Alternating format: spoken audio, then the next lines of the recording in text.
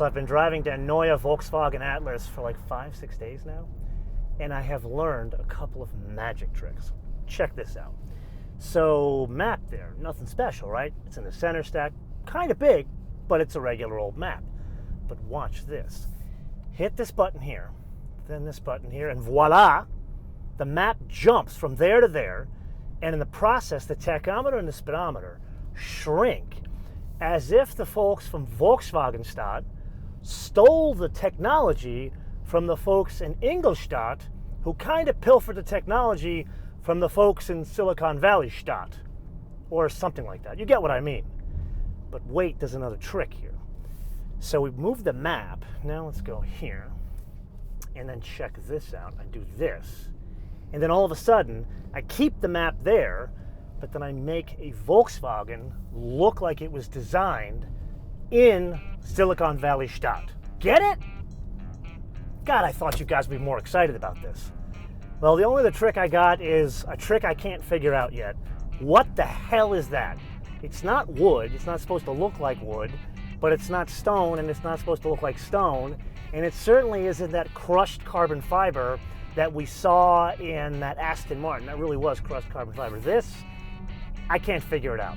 I'll have to work on a magic trick on that and come back to you.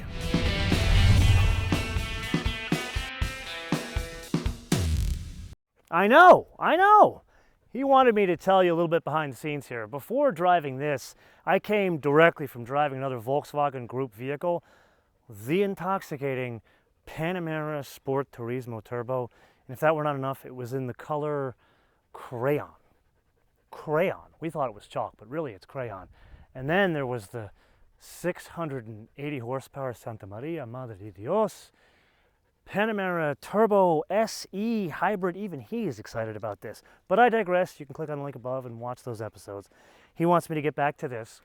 We are surprised at the size of this thing. We had seen it in person at the auto show, and we've seen a couple of them around the road here because they're starting to trickle out, but you don't really get how big it is until you can drive it. And a great basis of comparison is the wheelbase. This is 117.3, and a car that is, or really SUV, that is directly competitive is the Explorer, which I think looks bigger than this, but the wheelbase on that, 112.8. And then the Grand Cherokee, which is, yes, a direct competitor, but only a two-row. That one, see, he's not excited about the Grand Cherokee for some reason. He wants to show you his butt. That's 114.8. What about the Chevy Traverse? You want to tell him about that one? Okay, I'm going to tell you about that one, 114.8. This, 117.3.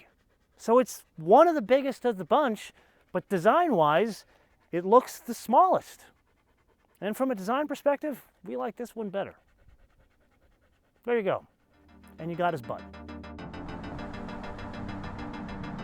Okay, so we talked a lot about this thing in the tech review. Now, let's try to unpack some pulling power, because most of the time this thing is front-wheel drive. We are currently in a mode called Eco. To you and I, you know what that means? Celery. So let's put our foot into it. This is the V6. And I have to say, this is drivable power. Is it a powerful, you know what, forget about powerful. Does it have like the neck snapping torque of the diesel of the previous Touareg? Nowhere close. But driving this thing around town or trying to get it out of turns like this, surprisingly good. Like, I wouldn't expect this little amount of horsepower to pull almost or a little over 4,500 pounds. But I really didn't expect this little amount of power, this is under 300 horsepower, to pull a little over 4,500 pounds. But you and I are not here for celery mode. Let's switch to, forget about normal, let's go to sport, put our foot into it. And if I'm honest, this whole throttle mapping, it also affects the steering. Not a huge difference in anything. It's maybe a little bit sharper. You notice the RPMs tick up a little bit when you switch, but overall it's pretty much the same flavor no matter what mode you're in.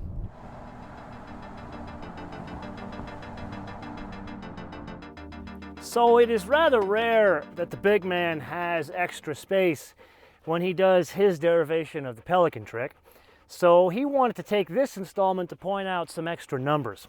Here with the current setup, with this third row up, he's got 20.6 cubic feet of Kumo storage space, as he's demonstrating to you right now. But if we put these seats down the third row, we give him extra space for a total of 55.5 cubic feet. But notice he's eyeing that second row, so he wants me to put those seats down, which I'm not going to do because, as you can see, he's been here like 5 minutes, and there's already white hair everywhere. It's no longer a black interior. This would be 96.8 cubic feet of Kumo storage space.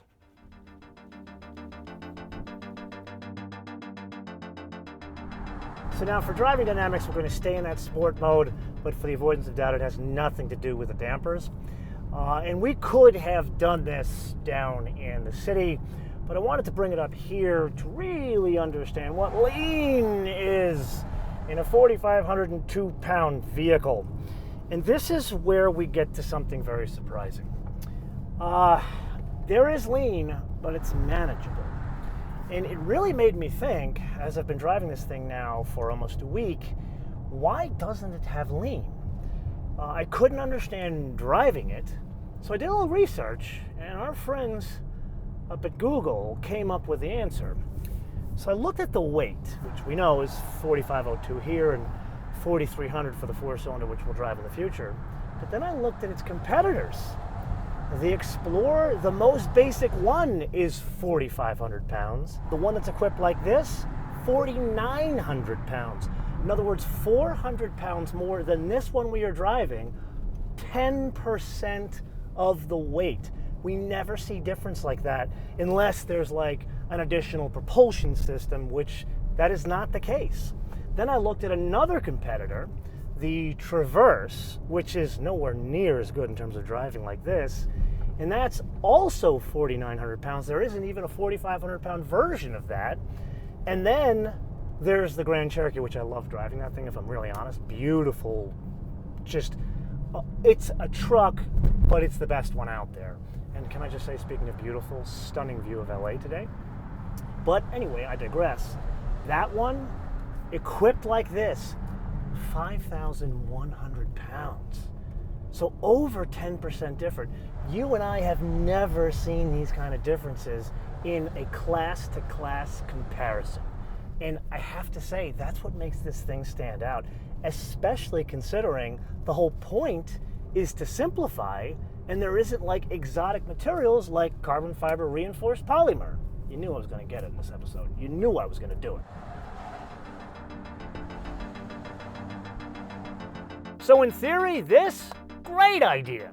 But in reality, something lost in translation because a certain someone, who shall remain nameless, would rather use my third of the seat for tail storage than storage of my butt. But nonetheless, he's still able to demonstrate that he can luxuriate in the back of a baby buggy. He's reclined his seat over there, and he's able to put his seat further back than mine so he has more room for his paws. Now, a couple of other things he wanted to point out. Number one, he's got his own HVAC controls back here. Number two, he's got his own heated seats, which we both agree we're not going to use today. And number three, there's some power down there. So yes, he's got a 110 outlet, which is pretty cool, especially when you think it's a baby buggy. But he also has not one, but two USB outlets, so you can plug in and watch YouTube on his phone here. He's on a Graham Norton kick as of late, so I've got to give him the phone and let him do that. Anything else I'm forgetting? I think that's about it.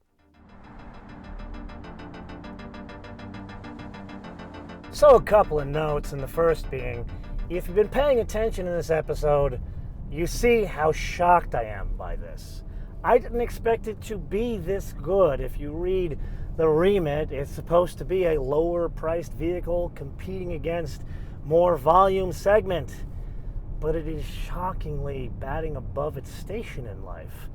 That said, in my almost week so far, not all has been perfect in Camelot. I've run into a lot of technical problems with this Apple CarPlay system, and you know I love this, and it's not the usual, oh my God, Siri can't recognize anything I say, even when I have full bars of coverage. And I mainly say this now because I've learned, if you've seen in previous episodes, that voice recognition works from Seattle, Washington, but not from Cupertino. Now, for the avoidance of doubt, the voice recognition problems have nothing to do with the folks at Volkswagen. everything to do with the folks in Cupertino. That said, I have had some real-world problems here in connectivity.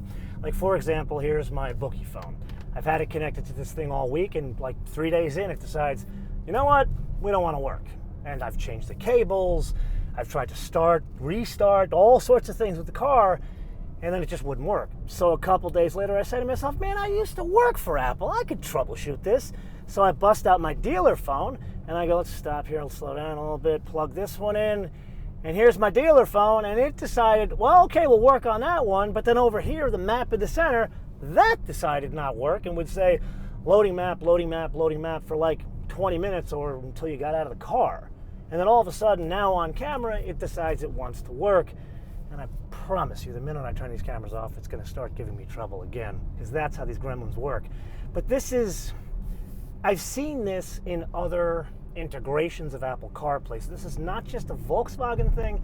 I think this is instability in the platform. And last but not least, this is a fancy place to be. Not as fancy as a Touareg, but also not as much as a Touareg. And the main thing you notice is not like the accoutrement. Like, it's got heated, cooled seats. It's got a fancy, obviously, infotainment system, big sunroof, leather, all sorts of stuff like that. It's some of the tactile feel, like the top of the dash, bottom of the doors. That's where it leaves a little bit to be desired. And then something unusual happened. My dear friend from way back in university days, Mindy Sue, came to visit from Denver. And she is exactly the kind of person that Volkswagen wants buying these things, because she has the 2.2 kids, she lives in the house with the white picket fence, the whole deal. As a matter of fact, she bought recently one of those Honda Pilots. So I started to think about it from the perspective of Mindy Sue or her husband Eric.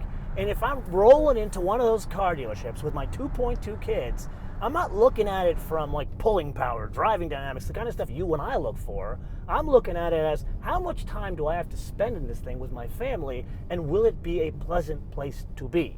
So then we look at like the Ford. Not terrible, but it's not great. The plastic, the quality is nowhere near what this is, and it's more than this in some cases. Then there's the Honda Pilot, which Mindy Sue and Eric did buy. That's a nice place to be, but God, man, and I told Mindy Sue this, it is super expensive for what it is. And then there's the Chevy Traverse. And that, okay, outside, yeah, design, cool, but Mindy Sue and Eric don't look at that kind of stuff. They're looking at the inside. It is a train wreck. The new one, the 2018. The plastic is so bad, you run screaming from there if you're a parent because you think it's a fire hazard. And the buttons are so shiny that you need to wear sunglasses at night. And then this all of a sudden comes into perspective. Where you're sitting in this thing is, yeah, an idiot like me says, man, I'm sad it doesn't have the build quality of a Porsche, which was how much? But now you look at this and it's exactly the same price as those, and it all came into perspective. This is the best of the bunch. So Kumo and I, we're a bit surprised. If you must know, we're Touareg fans, man. We like those things because, you know what, they were just a discounted Cayenne. Like, hell, we got a family member up in Oregon. He's had, what, 10 years at this point? Over 10 years. He's got the V8. And unlike other Volkswagen people we know, man, not a stitch of trouble. So much so that he recently got an Escalade to replace it, and he doesn't have the heart to sell the Touareg because there's nothing wrong with it. But this, we read about this before it came out, and the idea of a cut-rate Volkswagen to compete with the likes of like Toyota and Ford and Chevy on price, we were a little nervous. And yes, it does that, mainly because it's built in Chattanooga, as the Germans say. But it looks good. I mean, if anything, it looks more like purposeful, chunky than some of its competitors. Although the Grand Cherokee, long in tooth, but still looks great. And it actually drives nice, like a Volkswagen. But here are the things we need to discuss, and that's numbers. First, he wanted me to remind you about efficiency. So this is an all-wheel drive V6. That one is 1723.19 total. And then there's a front-wheel drive V6, that's 1825.20 total. They haven't published the numbers for the 4-cylinder turbo, and we'll do that when we drive the car. But then there's the price. So Volkswagen made a huge stink when this thing came out. It's going to be a full-size SUV for under $31,000. And yes, it is. But this one, nowhere close to $31,000. This one is the SEL 4Motion Atlas Volkswagen, made in Tennessee. But this one is closer to a Volvo XC90 because it is $49,500. We about passed out when we saw the Monroney for this thing. So we like it, but we're concerned on price. And we want to turn this around to you guys, and we're going to leave you with a question. And once again, he's not excited about the numbers part of it. $18,000 spread, man. You can get a brand new Prius C for that, or, you know, we would buy like a used Miata and go track it with a budget. So the question is, would you buy the most basic one, the $31,000 one, which, believe it or not, does come fitted with Apple CarPlay and or Android Auto as standard, or would you do this almost 50 grand version? But not just which one you would choose, but I want to know why you would choose it. And you know what? Let me know what region of the world you hail from and what you currently cart the Rugrats around in today. Let me know in the comments below or via our social media, MotoManTV all in word, MotoManTV all in word, Facebook, Twitter, and Instagram. And with that, we want to leave you with two things. Number one, please unsubscribe and then resubscribe, click notifications. Now, good question came up, how many times you need to do this? I'm only asking you to do it once, but I'm trying to get the word out to everybody because YouTube, they have butchered the platform for all people like us who make our money doing this. And number two, we want to leave you with a fun fact, one that has nothing to do with Volkswagens or cars at all, everything to do with the boss man over here. So if you've been following the show recently, you've seen him with his little booties on.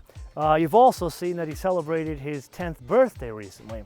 So he's been having some problems with his paws, getting around, so we got him little booties, which help him on hot days like this, which is why we have the burlap thing. But recently, we took him to the vet, and the vet diagnosed him and put him on this steroid called prednisone. And as a result, man, you should see him. He's prancing like a pony again. He's running up and down. He was trying to chase a coyote the other day. Granted, the coyote got away, but at least he was in the hunt. Until we see you next time, bis später.